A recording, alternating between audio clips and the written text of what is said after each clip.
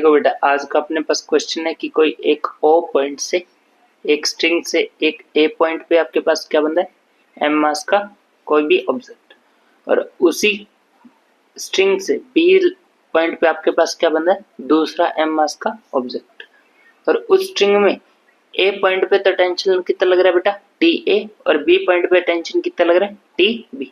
अगर इस पूरे स्ट्रिंग को ओमेगा एंगुलर वेलोसिटी के साथ सर्कुलर मोशन करवाया जाए, कौन सा मोशन करवाया जाए, सर्कुलर मोशन, देन आपको पूछा जरा find relation between T A and T B, means tension at A point and tension at B point पे आपको क्या निकालना है बेटा, रिलेशन निकालना। क्या निकालना है, रिलेशन। तो देखो सबसे पहले एफबीडी बनाते हैं अपने ए पॉइंट वाले मास की। एफबीडी ऑफ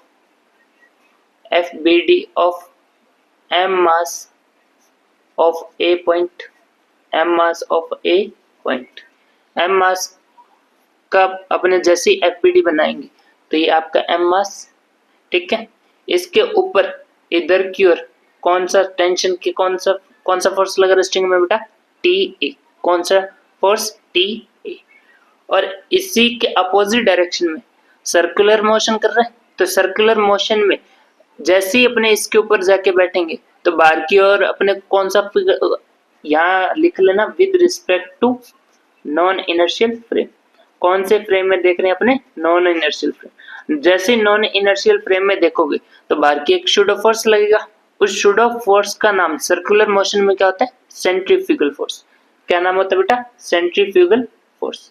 तो उस सेंट्रीफ्यूगल फोर्स के लिए वैल्यू क्या होती है, m v square, m v square by r, m v square by r. या इसी को अपने ओमेगा की टर्म में कैसे लिख सकते हैं, m omega square r, m omega square r. R क्या होता है, उसकी लेंथ, ठीक है। आर क्या होती है, उसकी डिस्टेंस से बोल लो या अपने क्या बोल लेते हैं, लेंथ। तो यहाँ से आपके पास वैल्यू क्या बनेगी, उसका मास कितना है, एम ओमेगा स्क्वायर वैसे का वैसे, और आर की वैल्यू आपको उस डिस्टेंस की वैल्यू कितनी दे रखी है, ओ से ए की डिस्टेंस कितनी है बेटा, एल। तो m omega square l, m omega square l means इस एम मास के ऑब्जेक्ट के ऊपर जो कि कहाँ है, ए पॉइंट पे, इधर की ओर टेंशन कितना लग रहा है, टी ए, और उसी के अपोजिट डायरेक्शन में क्या लग रहा है, m omega square l, m omega square l means T A किसके बराबर है बेटा, एम ओमेगा स्क्वायर एल। उसका कारण क्या, कि ये एम मास का ऑब्जेक्ट इसके चारों ओर घूमेगा पर अपने ए पॉइंट को नहीं छोड़ेगा, मींस जितनी डिस्टेंस पहले थी उतनी डिस्टेंस मेंटेन रहेगी, उतनी डिस्टेंस क्या रहेगी, मेंटेन।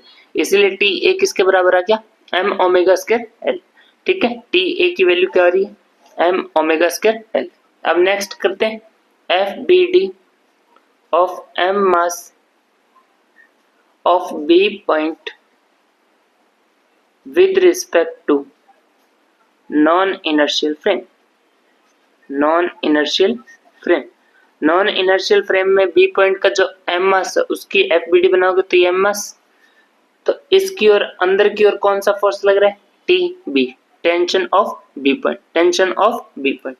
तो बाहर की ओर कौन सा फोर्स लगेगा, सेंट्रीफ्यूगल। अभी समझ चुके हो, सर्कुलर मोशन में बाहर की ओर कौन सा फोर्स लग रहा है, सेंटर से अवे की ओर कौन सा फोर्स लगता है, सेंट्रीफ्यूगल फोर्स, जिसकी वैल्यू क्या होती है, एम ओमेगा स्क्वायर आर। तो एम ओमेगा स्क्वायर आर की वैल्यू क्या होगी, यहाँ से यहाँ तक की डिस्टेंस कितनी, यहाँ से यहाँ एल, यहाँ से यहाँ एल, तो टोटल कितनी होगी, 2l, टोटल कितनी होगी 2l। तो m omega square 2l means T B किसके बराबर आ रहा है, m omega square 2l, m omega square 2l, ठीक है। टी ए और टी बी की वैल्यू मिल गई। अब अपने को चाहिए क्या, relation between T A and T B.